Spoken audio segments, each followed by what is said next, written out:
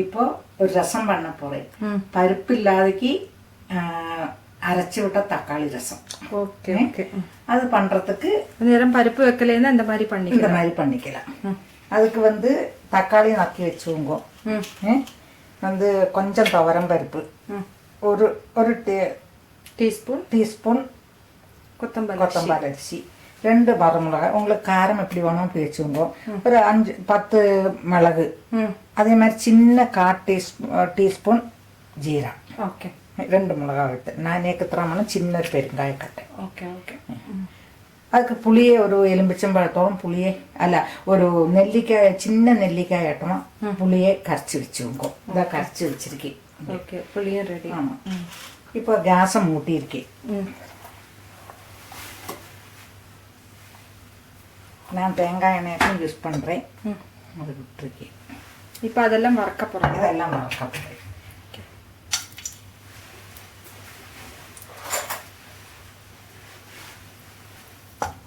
பெருங்காயம் பொரிக்கட்டும்.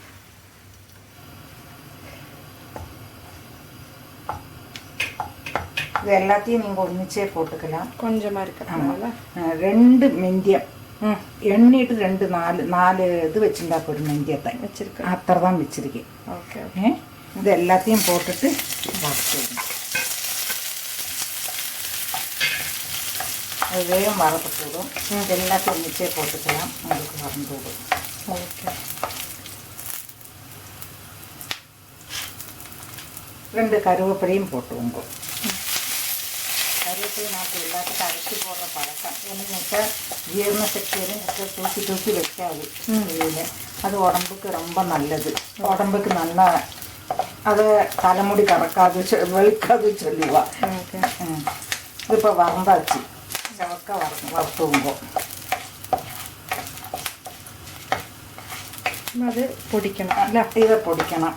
இதுவும் கொடுத்து ஒரு தக்காளியும் வச்சு ஃபஸ்ட்டு இதை பொடிச்சிட்டு தக்காளியை 4 நறுக்கி போட்டு அதையும் போட்டு பொடிச்சுக்கிறது. இப்போ வந்து இது வச்சுருக்கேன். ஒரு நெல்லிக்காயோളം தான் புளி எடுத்திருக்கேன். தக்காளியும் போடுறோம். அதனால புளி கம்மியாக போட்டால் போடும். தக்காளியை போட்டுட்டு இந்த புளி தண்ணியை விட்டுவோங்க. அதுக்கு மஞ்சப்பொடி போட்டுவோங்க.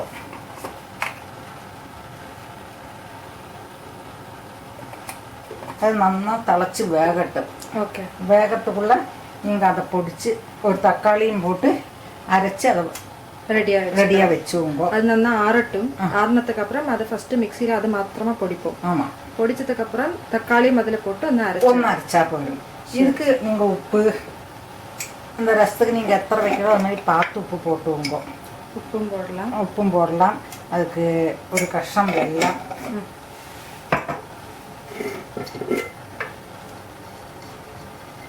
எத்தனை போட்டால் போதும். வெல்லம் அது நல்லா திளைக்கட்டும். சரி, அதுக்குள்ளே பொடிச்சு காட்டுறேன். ஓகே. இந்த தக்காளி வந்து புளியும் வெந்தாச்சு. ஓகே. இதில் இந்த அரைச்சத்தை நான் சொன்னேன் வறுத்து வச்சதும் ஒரு தக்காளியும் போட்டு அரைச்சிருக்கேன். முன்னால் அந்த பொடிச்சுவோங்க இந்த அரைச்சத்தை. அப்போ கொஞ்சமாக இருக்கிறதுனால இந்த தக்காளியும் போட்டு அரைச்சா உங்களுக்கு வேகம் அரைபடும். இப்போ அதுக்கு உங்களுக்கு எத்தனை ரசம் வேணும் நீங்கள் வைக்கிறதுக்கு இது பண்ணியிருக்கோ அத்தனை வெள்ளத்தை விட்டுருவோங்க. ஓகே. இது நல்லா இருக்கும். இது 15 வந்து கொத்தமல்லியும் கருவேப்பிலையும் போட்டு இறக்குங்க. 15 வந்ததுன்னா கொத்தமல்லி கருவேப்பிலை போடுறேன். എന്നിട്ട് പതയണം. പൊരിച്ചു കൊട്ടണം. കടുകും ഞാൻ വേപ്പമ്പൂ വെച്ചിട്ടിരിക്കேன். കടുകും വേപ്പമ്പൂവും കരുവേപ്പിലയുமா പൊരിച്ചു കൊട്ടിயும். சரி. വെളിച്ചെണ്ണയിൽ கொஞ்சம் நெய் விட்டுண்டா இன்னும் நல்லா இருக்கும். சரி. ஓகே. 2 மினிட்ஸ்லாயிடும். 15 வந்திருக்கு, இறக்கியிருக்கேன். 15 வரப்படும். தலைக்கப்படாது. நெய்யும் கொஞ்சம் தேங்காய் எண்ணெயுமா விடுறேன் பொரிச்சு கொட்டுறதுக்கு. ஓகே. அதில் கடுகை போட்டுவோங்க.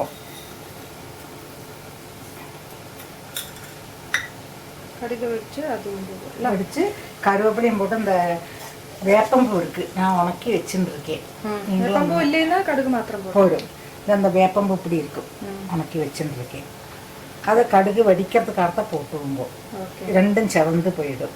ஓகே ஒரு நேரம் இந்த மாதிரி ரசம் வச்சு சாப்பிடலாம், நல்லா இருக்கும். இது எப்பளும் ஒரே மாதிரியே வைக்காகி நல்லா இருக்கும். இந்த கடுகு வடிக்கிறது, கருவேப்பிலை போட்டிருக்கு. இந்த அந்த வேப்பம்பூ போடுறோம்.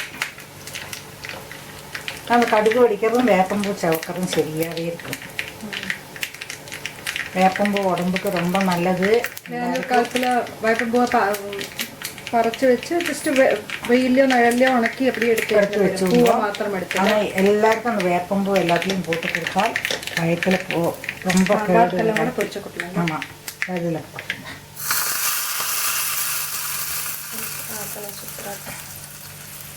ஓகே. இதுதான் வேப்பம், அதுதான் அரைச்சி விட்ட தக்காளி ரசம்.